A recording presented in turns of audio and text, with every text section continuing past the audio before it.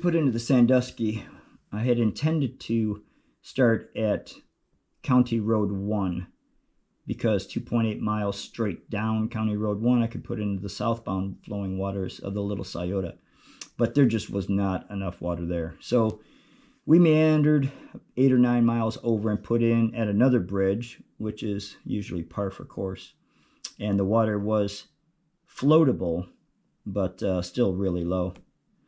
You know, it's interesting to see the trees that hang on along the banks, just how hard they fight to stay attached to the bank.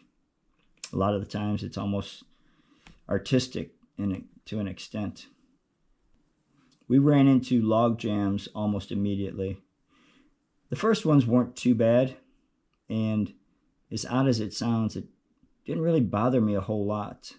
It's really all par for course of being in places where most people don't go. The wildlife was amazing though, right from the start. We had bald eagles probably 5 minutes into the paddling. And the setting is just nice because it's a small river. The vegetation, the riparian zone comes right down to the banks. A lot of twists, a lot of turns, which I just love in rivers.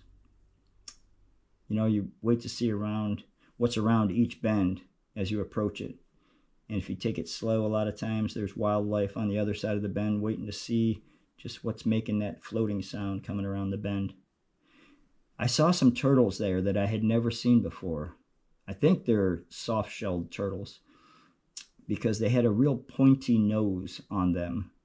And I Googled them later on when I got back, and that's my best guess. I mean, I didn't disturb it. I didn't try to pick it up out of the water, but I wish I could have got some more clear footage of it. It was definitely an interesting creature.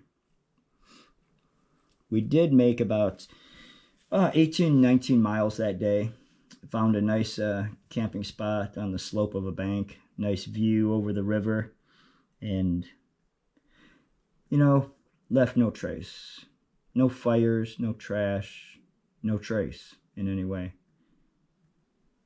And that's really how I try to always do things when I'm outdoors. I don't ever want anyone to be able to tell that I was there, even 5 minutes after I've left.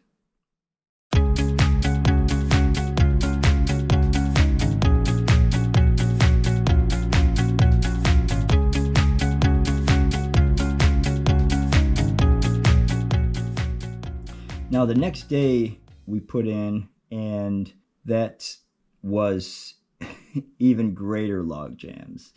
I mean, you could see that these things went on for a while.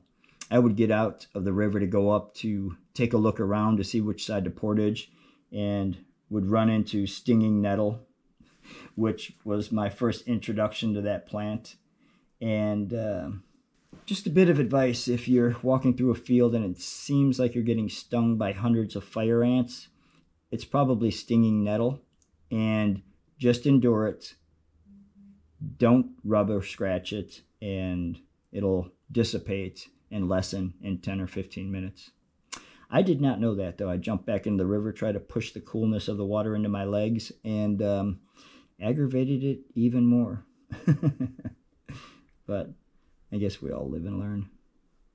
The log jams continued. Up by Tomochi was probably some of the biggest jams I have ever encountered. And I could see why people don't paddle this area. We ran into someone later on that when they asked us where we were and we told them, he said, "You can't paddle by Tomochi." I said, "Yeah, no, we just jump log jam after log jam."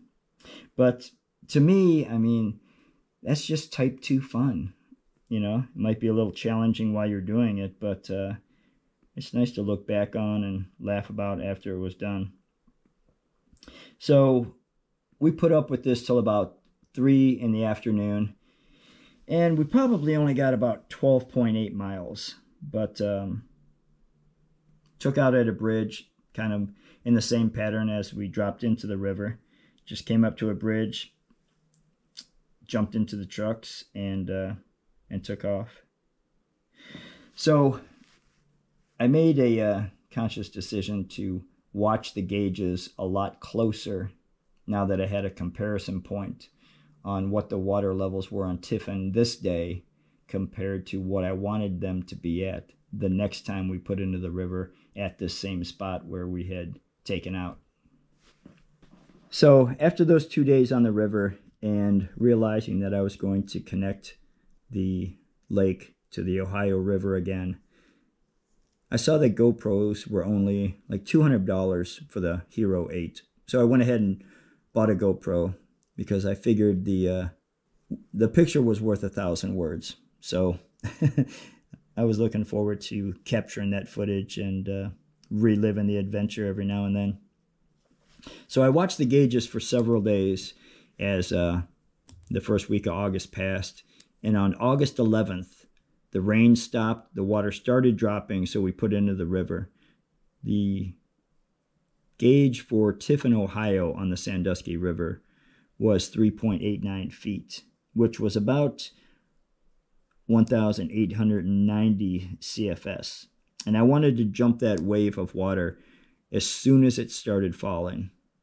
So that's exactly what we did. And we made it to that takeout in Tiffin so quick that I half-heartedly considered bypassing that takeout and staying further down the river. But we stopped there as planned. And from here on out, you'll see the GoPro footage from the river trip and not just the pics.